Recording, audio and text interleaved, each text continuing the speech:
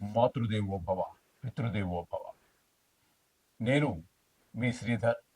నా cell number 9295909819. ఇప్పుడు మనము జూలై నెల 1వ తారీఖు 2025 నుండి 15వ తారీఖు జూలై నెల 2025 వరకు, అంటే 15 రోజుల పాటు పక్ష ఫలితాలు, గోచార ఫలితాలు ఏ విధంగా ఉంటాయి ద్వాదశ రాశికి అనేది సశాస్త్రీయమైన పద్ధతిలో తెలుసుకునే ప్రయత్నం చేద్దాము. ధనువు రాశి వారికి జూలై 1 2025 నుండి జూలై నెల 15వ తారీఖు 2025 వరకు గోచార ఫలితాలు ఏ విధంగా ఉన్నాయని సశాస్త్రీయమైన పద్ధతిలో తెలుసుకునేటువంటి ప్రయత్నం చేద్దాము. ధనురాశి వారికి తృతీయ స్థానంలో రాహుగ్రహ సంచారం జరుగుతోందండి. రాహుగ్రహ సంచారం తృతీయ స్థానంలో మంచి ఫలితాలన్నీ ఇస్తారండి.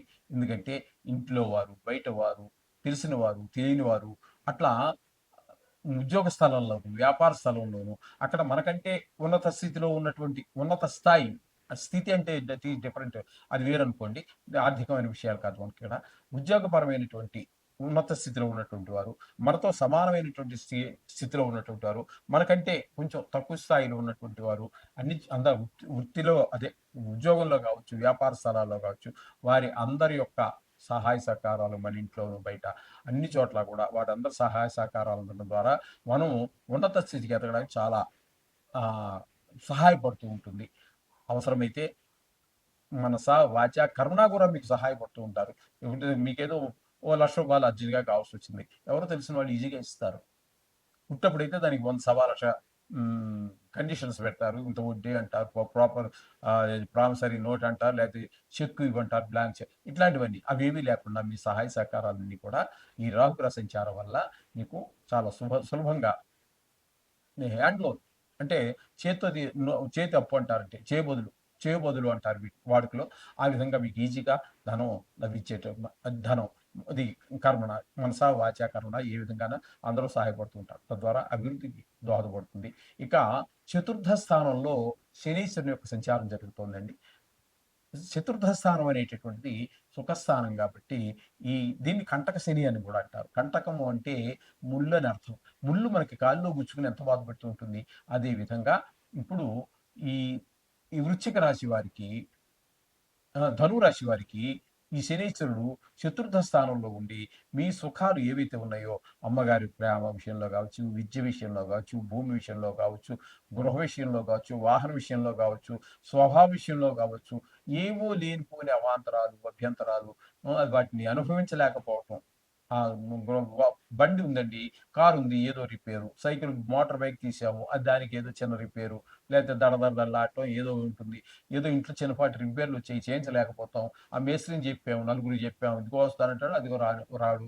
ఈ విధమైన ఇబ్బందులన్నీ కలిగేటువంటి అవకాశం శనీశ్వరుని యొక్క చతుర్థ స్థాన చలనం వల్ల కలుగుతూ ఉంటాయి. ఇకపోతే 6వ స్థానంలో శుక్రగ్రహం యొక్క సంచారం జరుగుతోందండి.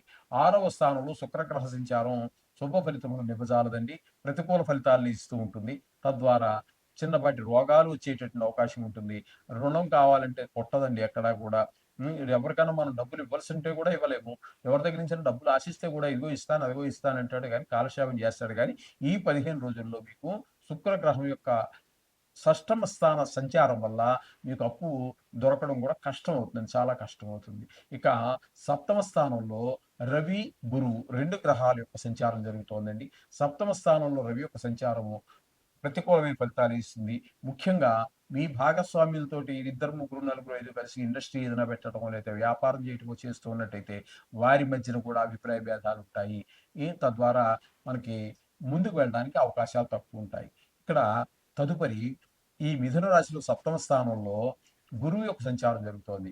ఇది మాత్రం మీకు శుభప్రదమైన ఫలితాలు ఉంటాయి. ఇక్కడ ధనానికి లోటు ఉండదు. భార్యాభర్తల మధ్యన అనుకూలత ఉంటుంది.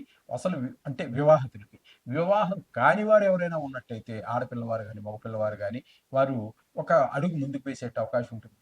పిల్లకి పిల్లవాడు, పిల్లవాడికి పిల్ల నచ్చిందని చెప్పుకోవటము, లేకపోతే నిశ్చయితాంబూలాలు తీసుకోవటము, లేకపోతే వివాహం జరగటము కూడా జరిగేటువంటి అవకాశం వీరికి ఇక్కడ స్పష్టంగా గోచరిస్తూ ఉన్నదండి. సప్తమ స్థానంలో గురువు యొక్క సంచారం, ఇది గోచార రీత్యా 7వ స్థానం వల్ల, 5వ స్థానం సంచారం వల్ల భాగ్యస్థాన సంచారం, ఇవన్నీ వివాహ సమయంగా కూడా మనం పెద్దలు మనకి నిర్ణయం చేశారు. సప్తమ స్థానం కాబట్టి ఈ ఫలితాలు ముఖ్యంగా వారికి చాలా అనుకూలంగా ఉండే అవకాశం ఉంటుంది. భాగస్వామ్యంలో చేసేటటువంటి వారి మధ్య కూడా సుహృద్భావాన్ని కలిగిస్తూ ఉంటాడు గురువు. రవి ఇక్కడ ఇద్దరు ఒకే రాశిలో ఉన్నప్పటికీ రవి ఆయన పని ఆయన చేస్తూ ఉంటాడు. గురువు గారు ఈయన పని ఈయన చేస్తూ ఉంటాడు. ఒకే స్థానంలో ఉండి కూడా భిన్నమైనటువంటి ఈ ఈ ఫలితాలు ఇస్తూ ఉన్నారు. ఇకపోతే అష్టమ స్థానంలో బుధుని యొక్క సంచారం జరుగుతోందండి. అష్టమ స్థానంలో సత్ఫలితాలు ఇచ్చేటటువంటి ఏకైక గ్రహం బుధ గ్రహం మాత్రమే. ఇక్కడ ఈ బుధుని యొక్క సంచారం అష్టమ స్థానంలో ఉండటం వల్ల ఇప్పుడు ఎవరన్నా మనకి కొంచెం ఇబ్బంది కొంచెం ప్రాణాపాయ స్థితిలో ఉన్నటువంటి ఉన్నవారు ఎవరైనా ఉన్నట్టయితే వారికి ఆయుర్దాయం కుదుట పడుతుంది. వారి సర్దుకోగలుగుతారు. మళ్ళీ రికవర్ అవ్వగలుగుతారు. అంటే మళ్ళీ పరిపూర్ణ అయినటువంటి ఆరోగ్యాన్ని పొందగలుగుతారు. అలాగే అంటే భార్యతోటి కూడా మనకి అనుకూలమైనటువంటి పరిస్థితులు ఉంటాయి. సుఖాలన్నీ కలుగుతూ ఉంటాయి. ధన లాభం హఠాత్తుగా కలిగే అవకాశం ఉంటుంది. అలాగే ఇంతవరకు మీకు శత్రువులుగా ఉన్నటువంటి వాళ్ళు మిత్రులుగా మారేటువంటి అవకాశం కూడా మనకి ఈ ధనువు రాశి వారికి కనిపిస్తూ ఉన్నదండి.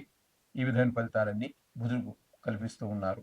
ఇకపోతే భాగ్యస్థానంలో కుజ, కేతువులు ఇద్దరు ఉన్నారు. ఈ ఇద్దరూ కూడా మనకి శుభ ఫలితములను ఇవ్వజాల ప్రతికూల ఫలితాలు ఇస్తూ ఉంటారు. భాగ్యస్థానంలో ఉండటం ద్వారా వాళ్ళు వృత్తి, ఉద్యోగ, వ్యాపార, కర్మ ఇటాటి వాటిల్లో ప్రతికూలమైనటువంటి ఫలితాలే మనకి ఇస్తూ ఉంటారు. అలాగే భాగ్యస్థానం కదండి. దాన ధర్మాలు అవి మనం చేయలేము. ఏదైనా ఎక్కడ గుడికి వెళ్ళాలనుకున్నా వెళ్ళలేకపోతుంటాము. తండ్రి గారి యొక్క విషయంలో, ఆరోగ్య విషయంలో కానివ్వండి, వారితో కొంచెం జాగ్రత్తగా ప్రవర్తించండి. వారి ఆశీస్సులు పొందండి. వాళ్ళ ఆశీస్సులు మిమ్మల్ని చాలా ముందుకు తీసుకెళ్తాయి. తల్లిదండ్రుల ఆశీర్వచనం అంటే సాక్షాత్తు దేవుడి యొక్క ఆశీర్వచనంతో సమానము. కాబట్టి తల్లిదండ్రుల్ని వాళ్ళ ఆరోగ్య విషయంలో ఏమాత్రం బాధ పెట్టకండి. ఏమాత్రం మనసా, వాచా, కర్మన వారికి ఏ విధమైనటువంటి బాధ కలగకుండా ప్రవర్తించండి. ఇక్కడ 2 గ్రహాలు, ఒక గ్రహం ఉంటేనే ఈ విధమైన ఫలితాలు ఉంటాయి. కానీ 2 గ్రహాలు 2 కూడా కొంచెం ప్రతికూలంగా ఉండేటువంటి గ్రహాలే ఉన్నాయి కాబట్టి ఒకే రకమైన ఫలితాలు ఇస్తున్నాయి కాబట్టి మీరు తల్లిదండ్రులతో జాగ్రత్తగా ఉండండి. ముఖ్యంగా తండ్రి గారి యొక్క ఆశీర్వచనం పొందడానికే ప్రయత్నం చేయండి. మీకు అన్ని సౌఖ్యాలు కూడా కలగాలి అంటే ఆ తండ్రి యొక్క ఆశీర్వచనం పొందవచ్చు. ఈ విధమైన ఫలితాలన్నీ కూడా మనం ధనురాశి వారికి చెప్పుకోవాల్సి ఉంటుంది. ఇప్పుడు విన్నారు కదండి, ఏ గ్రహాల వల్ల ఏ విధమైనటువంటి ఫలితాలు వస్తున్నాయి అంటే సుఫలితాలు వస్తున్నాయా, అశుభ ఫలితాలు వస్తున్నాయా? వస్తే సుఫలితాలు వస్తే ఏ విషయాల్లో సుఫలితాలు వస్తున్నాయి, ఏ విషయాల్లో అశుభ ఫలితాలు ఇస్తూ ఉన్నారు అనేటువంటి గమనించండి. గట్టిగా పట్టుకోండి. అవసరం జ్ఞాపకం లేదంటే మరొకసారి చదవండి.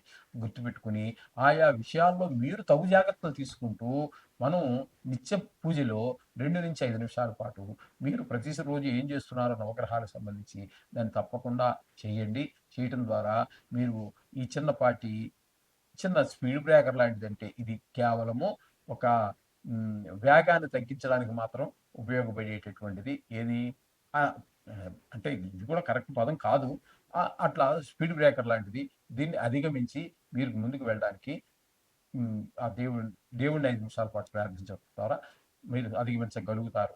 శుభం భూయాత్.